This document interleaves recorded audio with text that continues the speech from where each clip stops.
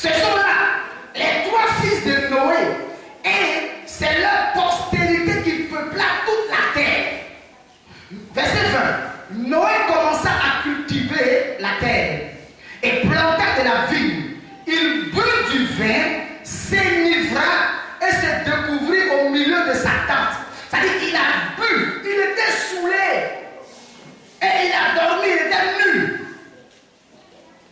Noé a dormi nu. Et qu'est-ce qui va se passer? Cam, père de Canaan, vit la nudité de son père. On a parlé des fondements de sexualité. On est d'accord? On dit que tu ne découvriras pas la nudité de ton père. Donc, Cam va découvrir la nudité de son père. Mais il ne se tait pas. Il le rapporta dehors à ses deux frères. Alors, Sem et Japheth prirent un manteau et mit sur leurs épaules et marchaient en reculons. Pour ne pas voir la nudité de leur père, ils sont venus par derrière.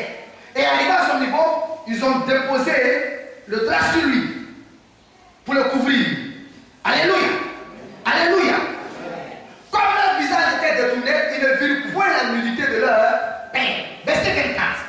Lorsque Noé se réveilla de son vin, il apprit ce que lui avait fait son fils cadet, c'est-à-dire Cam.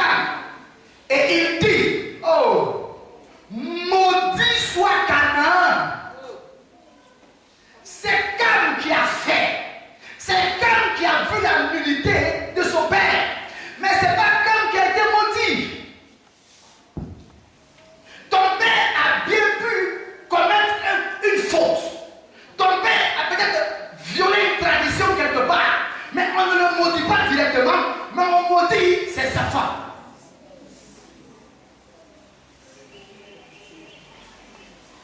Quelqu'un me suit ce matin? Amen. Quelqu'un me suit? Amen. On dit, Noé dit, maudit soit Canaan. Regardez la malédiction. Qu'il soit l'esclave des esclaves de ses frères.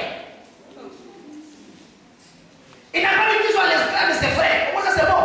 Mais qu'il soit l'esclave des esclaves de ses frères. Attends, là, tu vas se dire comment?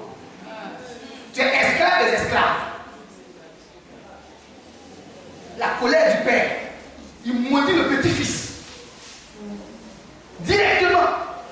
Et la parole d'un père, à une autorité, c'est-à-dire à un pouvoir, comme un décret. Abraham, comment il a béni ses enfants? C'est par la bouche. Il a béni Isaac. Il n'a pas donné des cadeaux, il a béni simplement. Et la bénédiction, on dit quoi? La vie et la mort sont au pouvoir de la langue. Et il y a beaucoup d'entre nous, notre papa a dit quelque chose. Et puis c'est nous on a maudit. L'esclave des esclaves. Mais là, c'est une vie de chien. Et il ne s'arrête pas, il continue encore. Il dit, béni soit l'Éternel, Dieu de Sem, et que Canaan soit leur esclave. Il appuie encore 2 fois.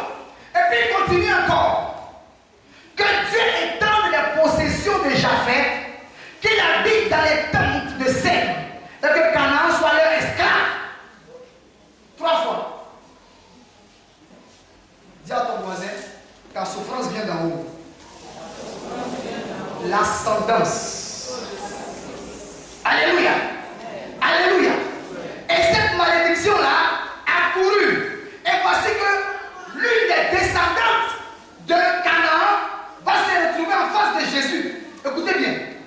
Le problème a commencé dans l'Ancien Testament, mais on se retrouve dans le Nouveau Testament. La grâce. Et voici que Jésus est devant la femme. Elle a tout essayé. Maintenant, elle ne peut plus. Jésus dit, quand je te regarde là, je vois une chienne. Quand Jésus te regarde, il voit qui? Esclave des esclaves. Écoutez-moi, le monde est à l'envers lorsque des esclaves sont sur des chevaux. Et puis des princes sont à terre. Alors là, on dit que tu es esclave des esclaves.